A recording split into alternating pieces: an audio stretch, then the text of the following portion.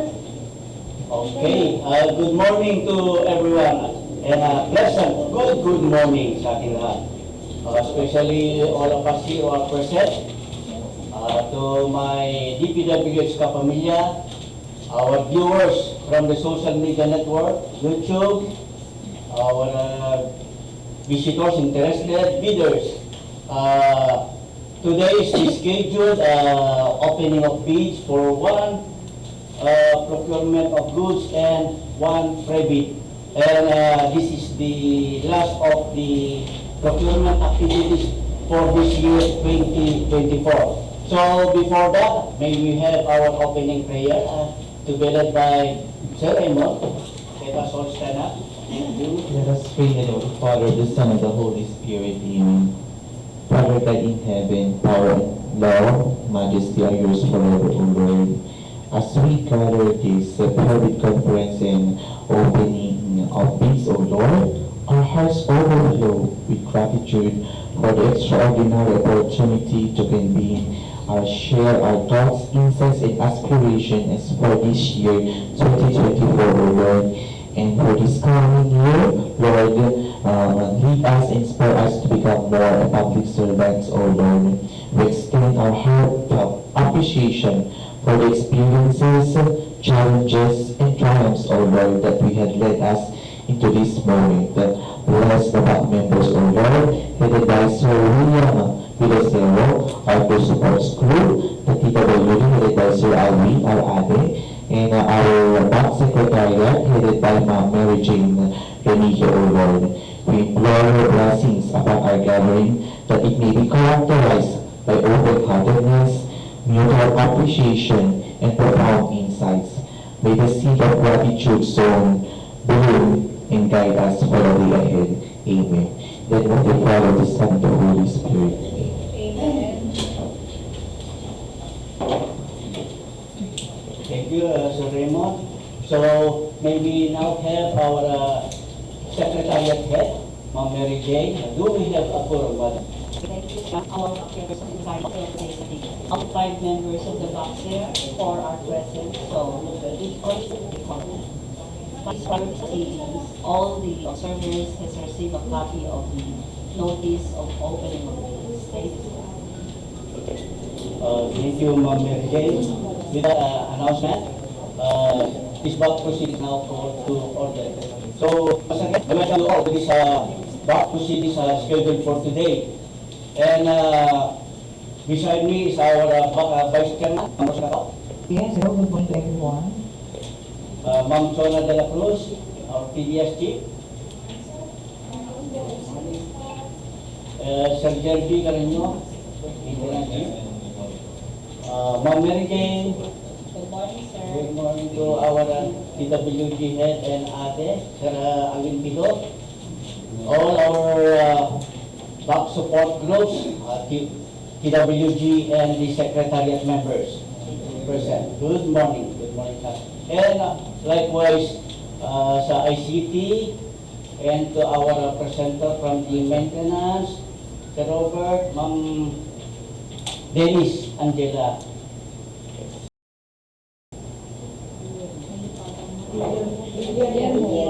Villamor. Okay. Guillermo, sir. Guillermo. Okay. So let's start with our pre-bid for today. With the contract ID number 24AD0154. You have the repair and rehabilitation of flood control structures along Ugbog River right bank, Barangay Calagi, Hawaii, Ilocos Norte. So once again, we have Ma'am Dennis Angela, our presenter from the maintenance section. Go ahead, Ma'am Guillermo. Good morning, sir. We are here to send you ID number and project name with 20B0154. Clear the flood structures of Ugbog River, right now. Barangay Paway, Ilocos Norte, Paway, Ilocos Norte, amount of 16,231,024, project duration of 156 calendar days. Summary of quantities: project billboard or signage 2, project billboard signage for COA 1 occupational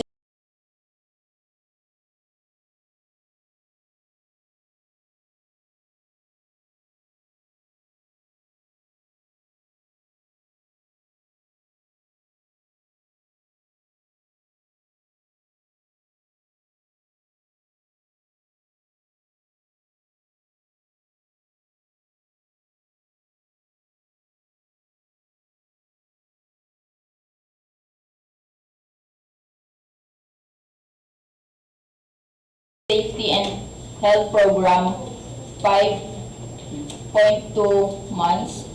Mobilization and demobilization, 1. Greenway, 1.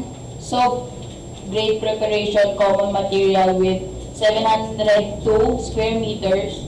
Aggregates of grade course, 745.2 cubic meter. For land cement, concrete pavement, unreinforced with a thick of 0.23 meters, 702 square meters.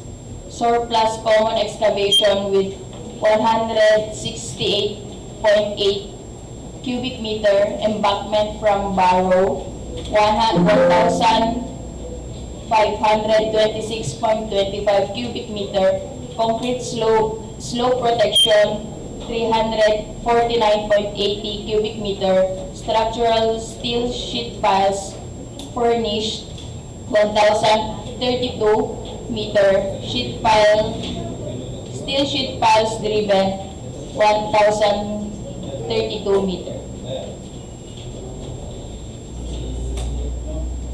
Here's the typical revetment details and straight line diagram. That's all, ma'am. Thank you.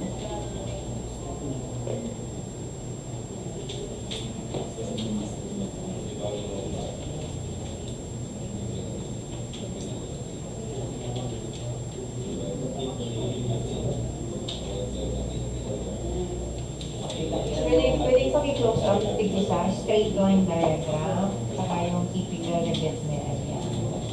End of project. Start, flood control. Beginning of project, 234 meters. Start of flood control stop.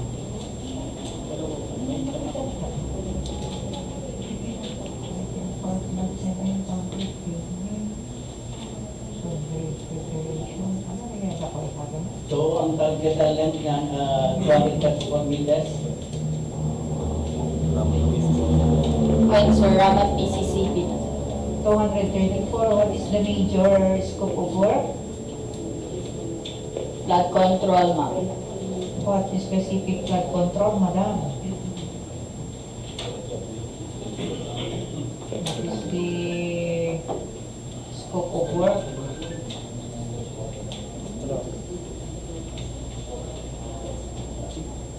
Flood control in general. No, what? Steel sheet 2 times, steel sheet 5, length 6 meters. Z-type, sorry, Z-type steel sheet 5. 12 mm stirrups and pass-through.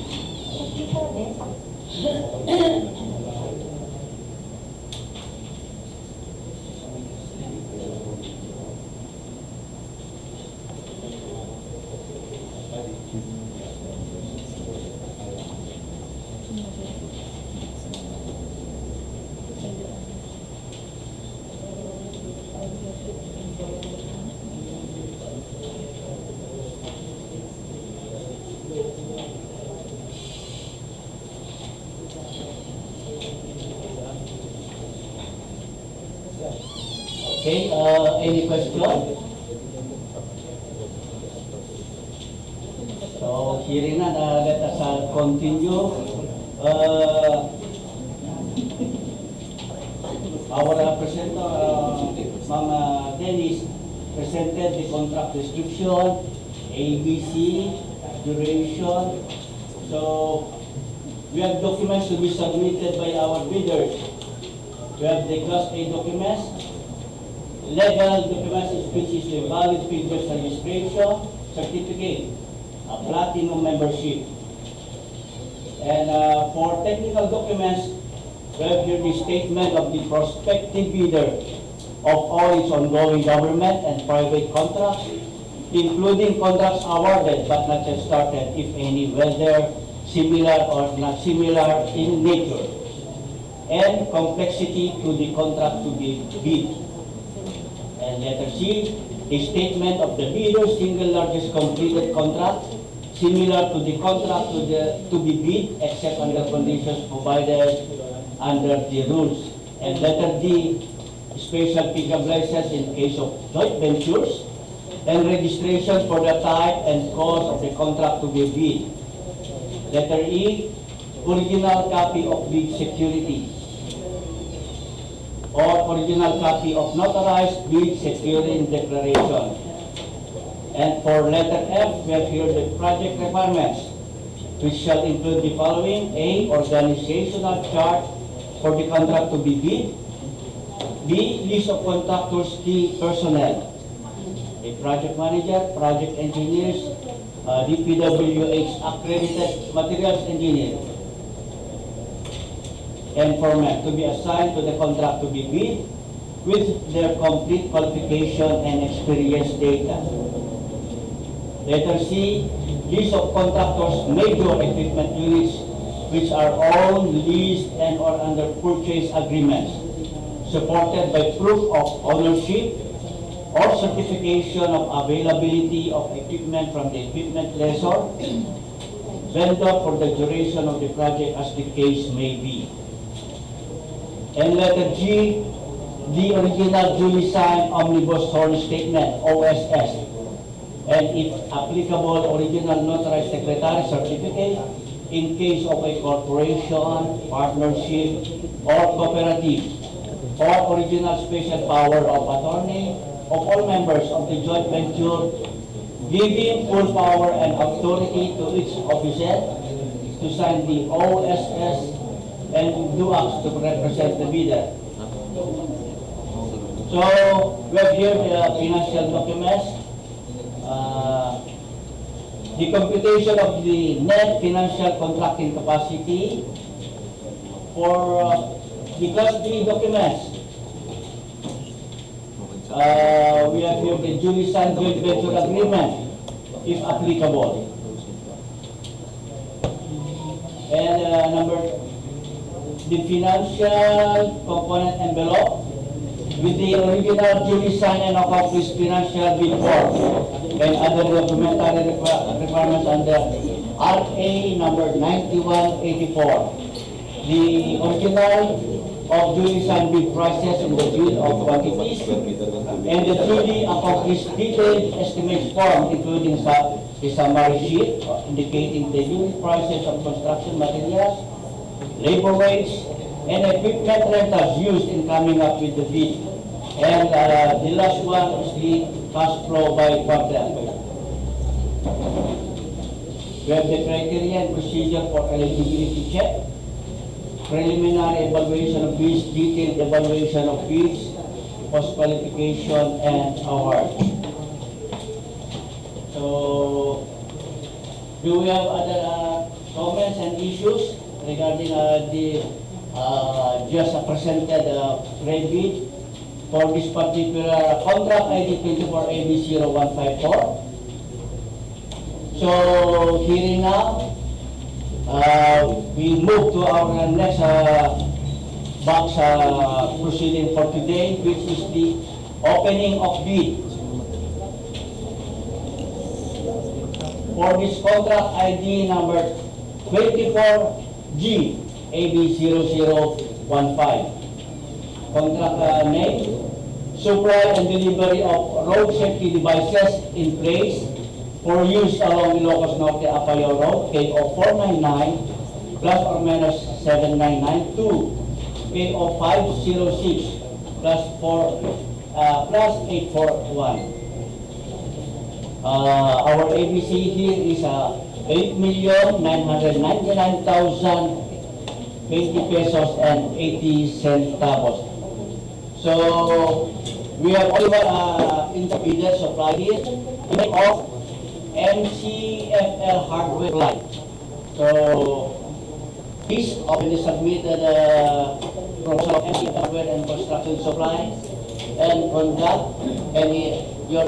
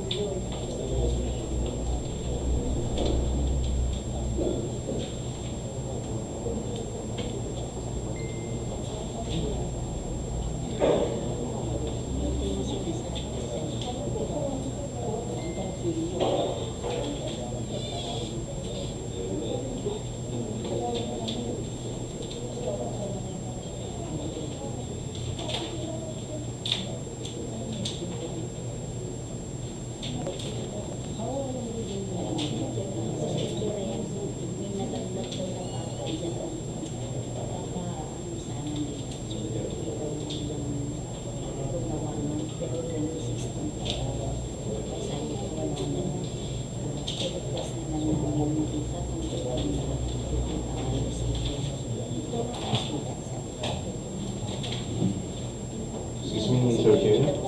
okay, go ahead, Samuel.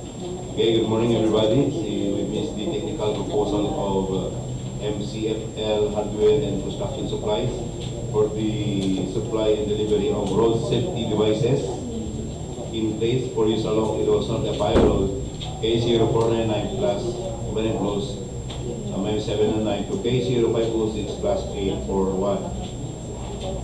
For a field job registration valid until April 25, 2025, signed. Statement of the projects or estimate of the ongoing projects attached, but the projects indicated yet. And for the single largest committed contract, attached and signed. Bid security in the form of bid securing declaration, the correct contract ID number 24GAP0015, duly signed, sealed, and notarized. Technical specifications, signed. Production delivery schedule, signed. Manpower, equipment requirements, signed. After sales parts, signed. Omnibus sworn statement, the correct title of the project, duly signed, sealed, and notarized. And the last but not the least, the NFCC, also attached and signed.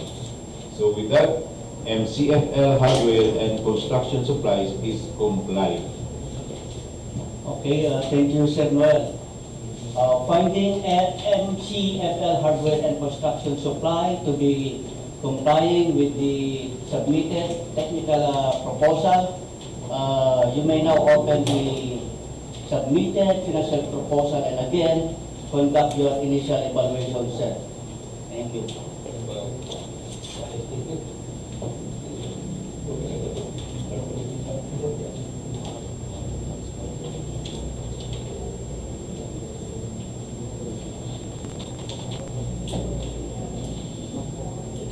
Okay, for the financial proposal of MCFL hardware and construction supplies,